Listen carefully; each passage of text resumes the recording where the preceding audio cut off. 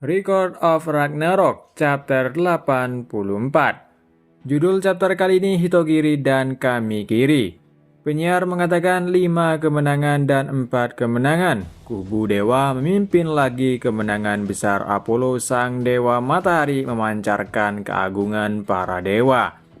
Terlihat Apollo berterima kasih kepada semua penonton yang telah mendukungnya. Ares berkomentar dia masih punya kekuatan untuk menanggapi sorakan itu. Dia pria yang tangguh. Hermes menjawab kalau Apollo sebenarnya hampir tidak sanggup untuk berdiri lagi. Terlihat tangan Apollo bergetar. Zeus berkata seperti biasa dia selalu bersinar, itulah Apollo. Penonton perempuan menyuruh Apollo untuk segera mengobati luka di wajahnya. Mereka khawatir nanti luka itu akan membekas di wajah cantiknya. Apollo menjawab untuk tidak perlu khawatir karena dia akan baik-baik saja. Dalam hatinya mengatakan karena ini bukti kalau aku bertarung dengan segenap jiwaku. Sementara para prajurit Spartan berduka atas kepergian King Leonidas. Mereka mengatakan jangan membalikan punggung kalian. Aku masih bisa melihat dengan jelas punggung yang kokoh Tuan Leonidas. Kalau Tuan mengagumi ketinggian itu, kami ingin menjadi seperti ketinggian itu. Kalau kita bisa berbagi nasib, kami juga prajurit yang bermartabat. Kami harus juga berdiri tegak. Dengan tegar mereka mengatakan Spartan adalah yang terkuat. Sementara di ruang petarung di pihak manusia yaitu Sasaki Kujiro. Dia berkomentar melawan Dewa Matahari dia tidak pernah gentar dan terus bertarung dengan segenap jiwanya. Isami Kondo juga berkomentar itu adalah serpihan yang indah King Leonidas dari Spartan. Dia benar-benar seorang prajurit sejati. Lalu Shoji Ogita berkata, aku iri, aku juga di saat-saat terakhirku aku ingin bertarung sepuasnya lalu mati. Kemudian kita pindah tepat di ruang Brunhilde. Terlihat Gol bersedih teringat kakaknya yang sudah pergi. Dia menangis merasa tidak terima kakaknya pergi begitu saja. Tapi kemudian dia bangkit dan berkata, kakak, saat ini kita sudah mendapatkan 4 kemenangan dan 5 kekalahan. Tinggal 2 kekalahan lagi, 4 manusia akan musnah. Apakah ini tidak masalah? Brunhilde tiba-tiba berteriak, dia seperti frustasi dan sulit untuk menentukan siapa yang akan menjadi petarung di ronde selanjutnya. Dia berkata, kali ini kita benar-benar terpojok. Aku tidak bisa menemukan jawaban yang benar. Brunhilde kebingungan untuk memilih siapa yang akan masuk ke ronde 10 nanti. Petarung tersisa ada 4 orang yaitu Rasputin, Nostradamus, Shimohaiha, dan Sakata Gintoki. Tapi tiba-tiba ada seorang masuk ke ruang mereka dan mengatakan aku yang akan masuk.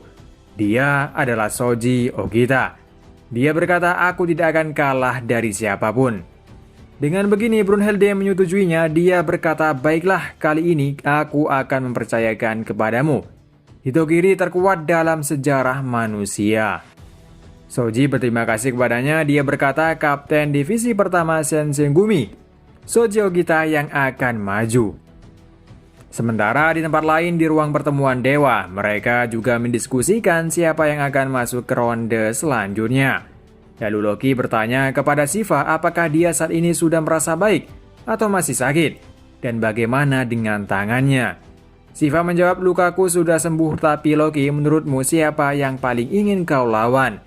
Kita melihat tangan yang putus sudah kembali lagi dan masih diperban. Kita juga melihat Odin yang menyuruh Loki untuk bersikap sopan dan juga kita melihat Thor. Kemudian Ares bertanya soal keadaan Apollo dan Beelzebub kepada Zeus. Zeus menjawab kalau Apollo pastinya masih menjalani perawatan sedangkan Beelzebub tidak akan datang ke tempat itu. Lalu Shiva bertanya kepada Zeus mengumpulkan semua peserta di ruangan ini apa alasannya. Zeus menjawab meskipun tidak semua bisa berkumpul itu tidak masalah. Sudah saatnya kita milih siapa yang menyelesaikan Ragnarok, siapa yang akan maju. Hanya 2 petarung lagi yang tersisa, kita akan menyelesaikan 2 pertarungan lagi. Kemudian ada seseorang dewa yang angkat tangan. Penuh semangat dia mendaftarkan dirinya untuk menjadi petarung selanjutnya. Dia adalah Anubis dari Mesir kuno. Anubis langsung loncat di tengah meja tersebut dan mengatakan, aku sudah menunggu sangat sabar, sekarang giliranku. Kalau begini terus aku tidak maju ke arena padahal aku sangat bersemangat karena itulah tidak masalah kan? Zeus menjawab, Awalnya sudah kurencanakan kalau Anubis itu urutan yang ke-10. Bagaimana kalau Nordik? Loki berkata kalau Anubis-chan sangat ingin maju ke arena tidak masalah kan? Odin hanya diam, lalu dia menjawab tidak masalah. Anubis yang mendengarnya sangat senang dengan begini sudah diputuskan kalau ronde ke-10 adalah Anubis. Tiba-tiba datang seorang dewa mengatakan tunggu sebentar. Zeus berkata ternyata kau sudah datang rupanya. Dia adalah Susanoo Mikoto dari mitologi Jepang. Dia berkata yang maju ke pertarungan berikutnya adalah aku. Ares merasakan tekanan yang sangat kuat. Dia berkata badanku terasa berat. Hanya dengan di dekatnya saja aku merasa seperti akan hancur. Anubis berkomentar, jadi kau ingin maju ya Susanoo? Sayang sekali kau terlambat, baru saja mereka telah memutuskan kalau inilah giliranku. Susanoo menjawab, begitu ya, tapi aku yang akan maju berikutnya. Anubis kesal, dia mengatakan sekali lagi kalau dialah yang akan maju berikutnya. Susanoo menjawab, tapi aku kan sendiri tidak tahu. Anubis sekali lagi mengatakan dengan lantang kalau mereka sudah memutuskan kalau dirinya yang maju ke ronde selanjutnya. Dan lagi-lagi Susanoo menjawab dia tidak tahu. Shiva berkomentar, aku sangat paham perasaan itu, sesekali memang ada saja laki-laki yang merepotkan ingin mendapatkan giliran sampai menyerobot antrian orang lain. Susanoo berkata, sudah aku bilang padamu Pak Tua, akulah yang akan maju berikutnya. Dengan berat hati Anubis mengizinkannya, dia menerima Susanoo yang akan maju meskipun dia sendiri merasa kesal. Zeus bertanya kepada Anubis apakah dia baik-baik saja. Anubis merasa muak niatnya untuk maju bertarung sudah tidak ada. Kemudian Zeus bertanya kepada Susanoo kenapa dia bersikeras untuk maju ke pertarungan selanjutnya. Susanoo menjawab pertarungan berikutnya adalah pembunuh terkuat, dia adalah Okita Soji. Ares terkejut kenapa dia bisa tahu siapa petarung selanjutnya di pihak manusia. Hermes menjawab kalau dia yang memberitahunya. Dia berkata, aku pergi ke tempat mereka yang sedang melakukan pemilihan. Lalu aku melihatnya diam-diam dari sudut mataku. Ares mengatakan, Hermes kelakuanmu buruk sekali, kau pria yang sangat curang, aib bagi para dewa. Lalu Susanoo mengatakan, lawanku adalah pembunuh terhebat umat manusia. Pembunuh terkuat di surga, aku tidak punya pilihan selain aku yang maju ke arena. Berakhir chapter kali ini. Chapter ini kita ditunjukkan karakter baru dan juga di sini kita melihat siapa yang akan maju ke pertarungan ronde 10.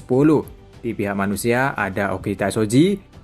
Secara lewawan dia maju sendiri untuk ronde ke-10. Kemudian di pihak dewa Susanoo mitologi Jepang maju untuk masuk pertarungan selanjutnya meskipun demikian sebelumnya masuk sudah diputuskan Anubis yang maju, tapi dengan rela Anubis memberikan pertarungan berikutnya kepada Susanoo. Dengan begini pertarungan ronde 10 sudah diputuskan, yang bertarung nanti adalah Okita Soji versus Susanoo. Kemungkinan pertarungan akan dimulai di chapter selanjutnya. Sampai di sini dulu untuk review manga Record of Ragnarok chapter 84. Sampai ketemu lagi di review manga lainnya. Terima kasih yang udah nonton video ini dan sampai jumpa.